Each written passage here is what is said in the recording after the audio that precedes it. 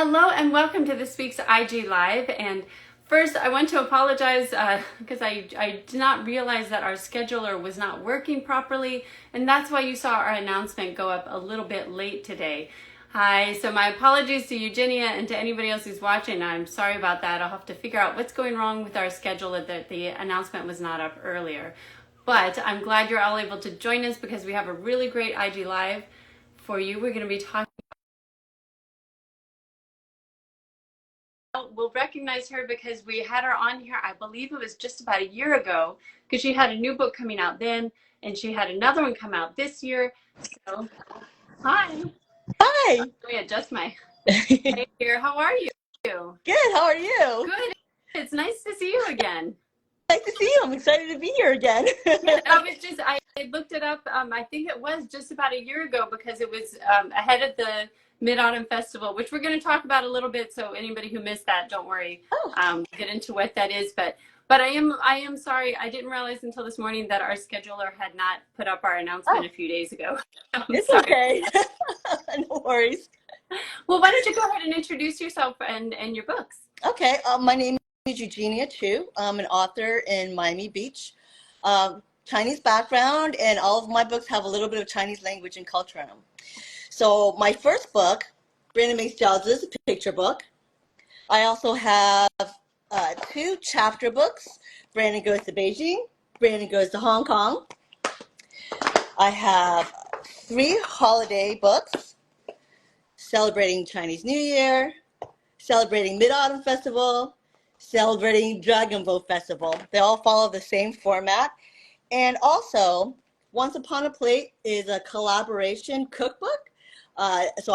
Myself and a group of author friends, we all put together a cookbook, and all the recipes are inspired or based on our stories. So that was fun. First, I just want to say hi to Aditi, who says that she has your books. Yeah, so they're wonderful. I have her books too. And I have all of them. Yay!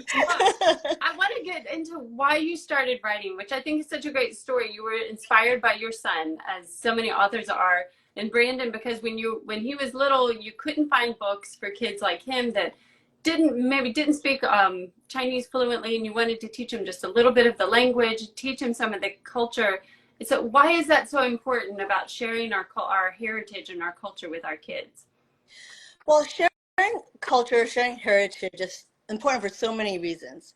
The first reason that comes to mind is that it helps with cultural identity.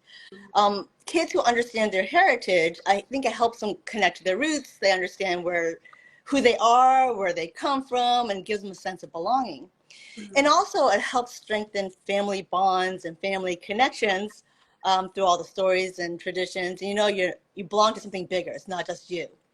And finally, I think it really helps preserve culture. So while passing on your heritage, whether it's through stories, traditions, holidays, cuisine, it just helps preserve your culture for future generations. I mean, there are a lot of other reasons, but those are the three main that I can think of right off the top of my head. Yeah, well, those are such great reasons, like you said, like kind of grounding them and then forming these connections kind of with your immediate family, but also through time, that passing it on to the future. And I know you talked about how it was hard growing up too, because and most people, I would say most Asian Americans I meet are often in a situation where they might be the only one or only one of a handful of other Asian kids at a school.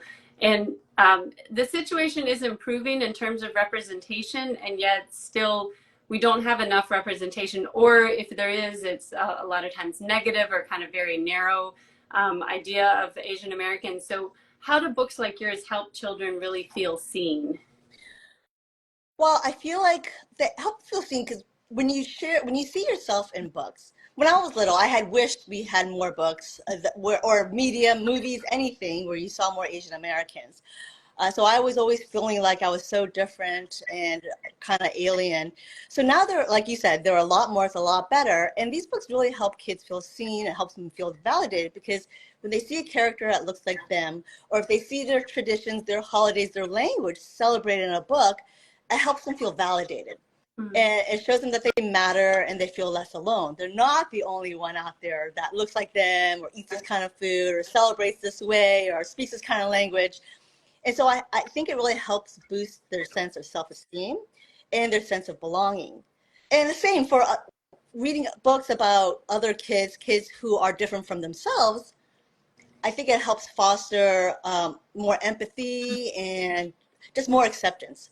So I think it's good for everybody to Yeah. see books with characters that look like them and characters that don't look like them. Which is, I think that's one thing that's really great about your books because, like you said, it kind of operates on both levels. For kids who come from that background, it's very validating, and it can kind of help reinforce what they've learned, and maybe teach them a little more.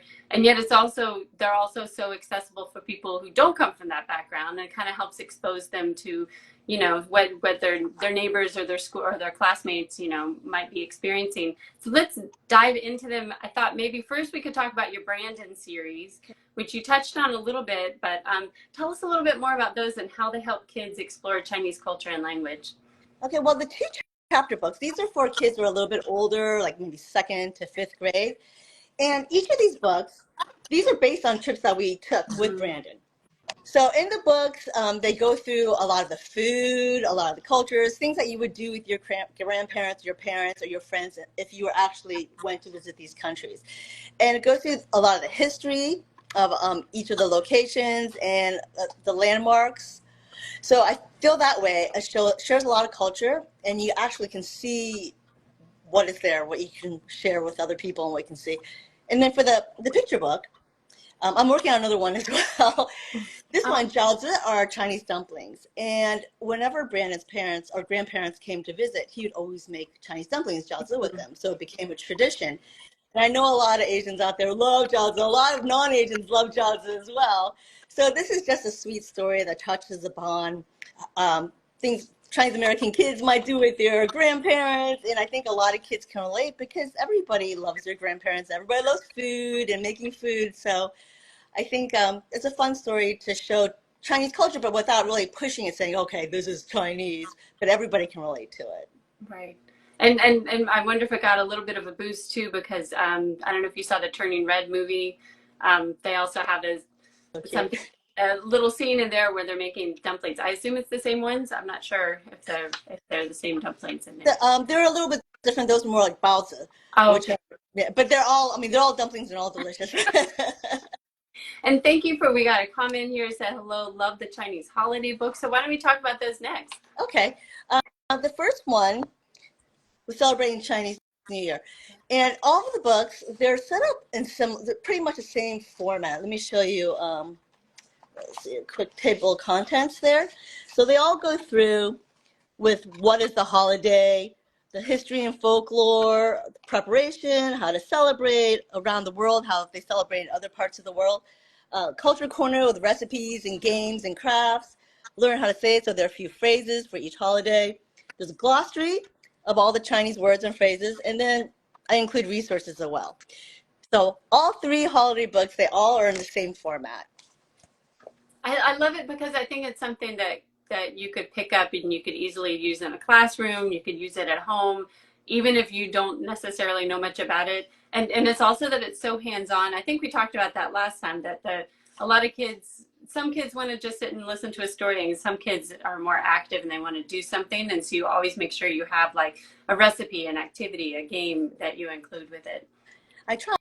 And I've heard from teachers who actually use this in the classroom and from parents who have used this book to teach their kids and also who visit their kids' classrooms and use this book.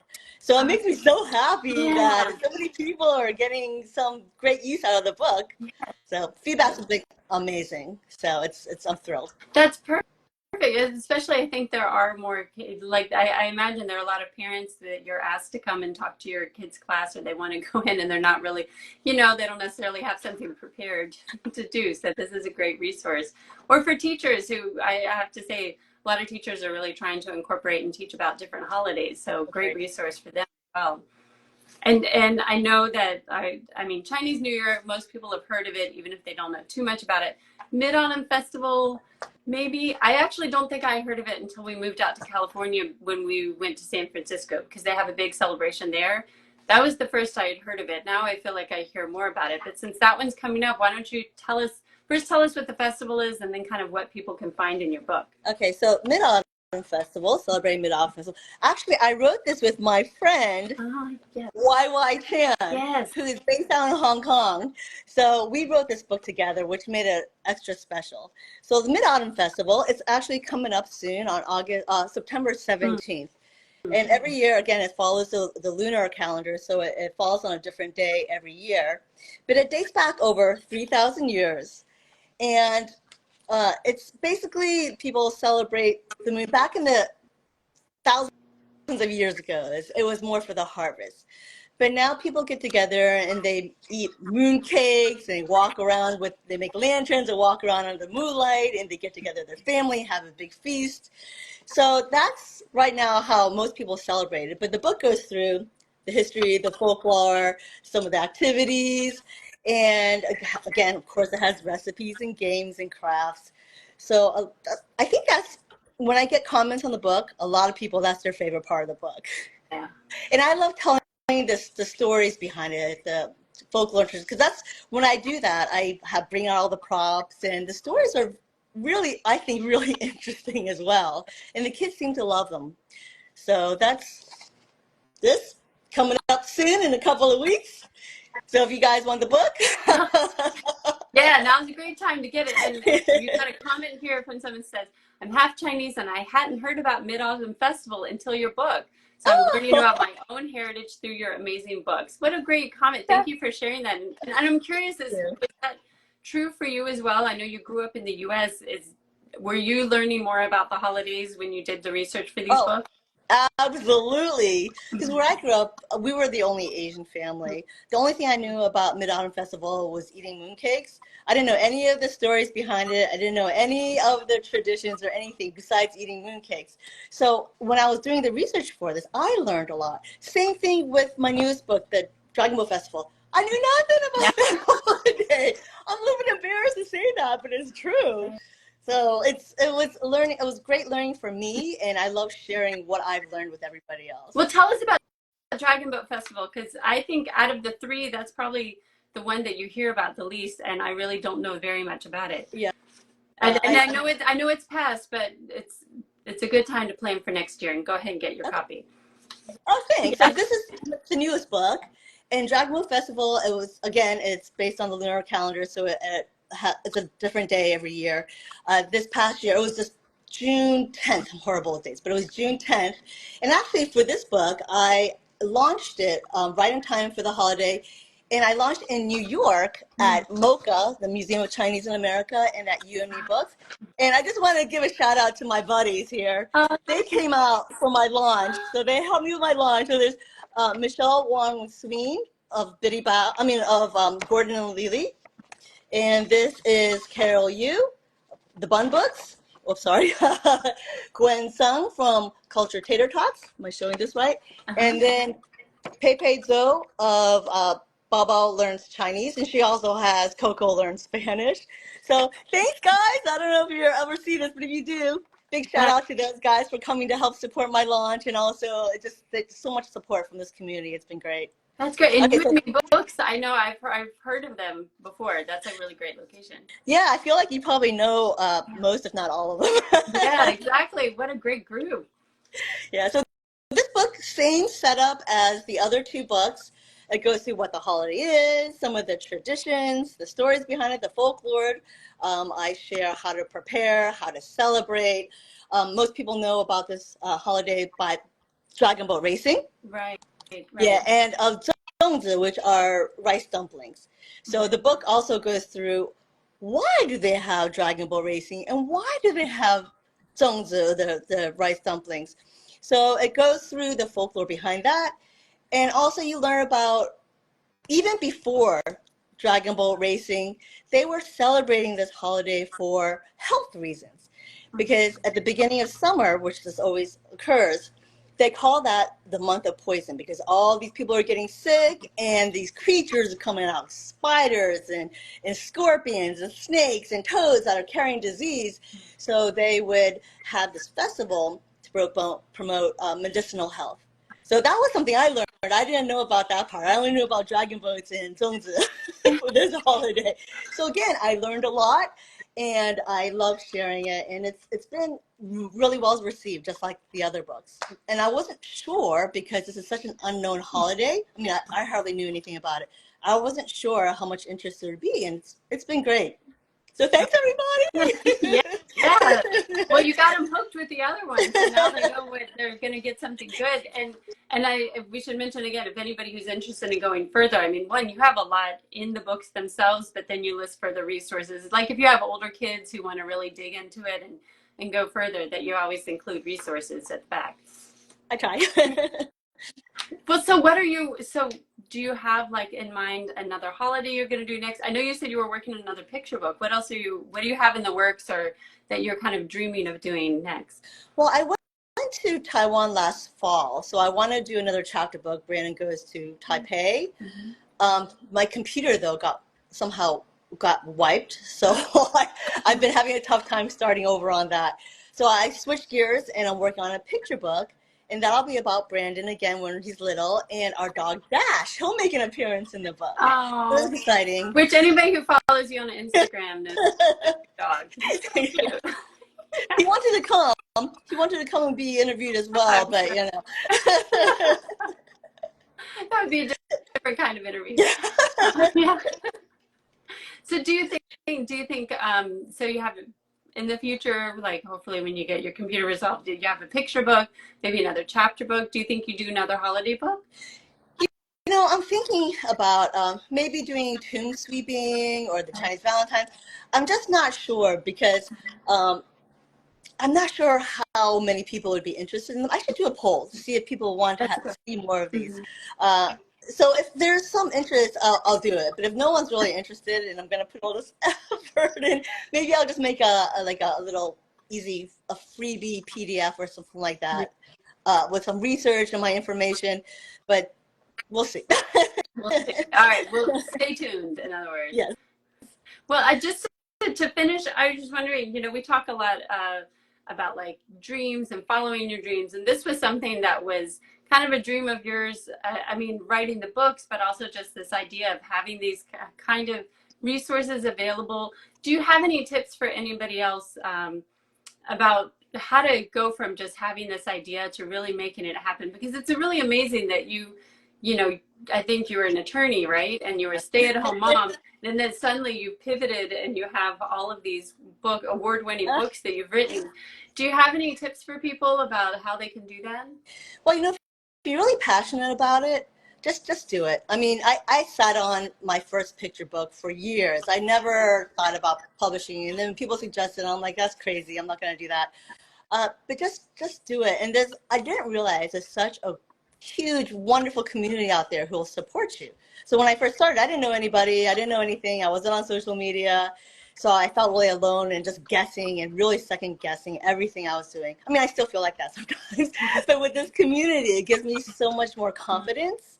And we're all out there. We're all there helping each other. So if you have a book in mind, you don't see it anywhere else, you're interested in it, you're looking for it, other people are going to be interested as well.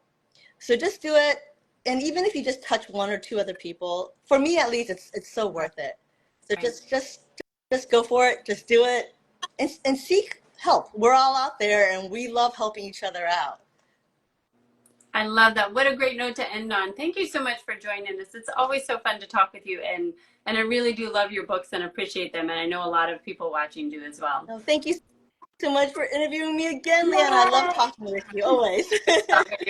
All right, everybody, if you joined us late, don't worry. It's going to be on Instagram in a few minutes and later on our YouTube channel. Thank you. Bye, everybody.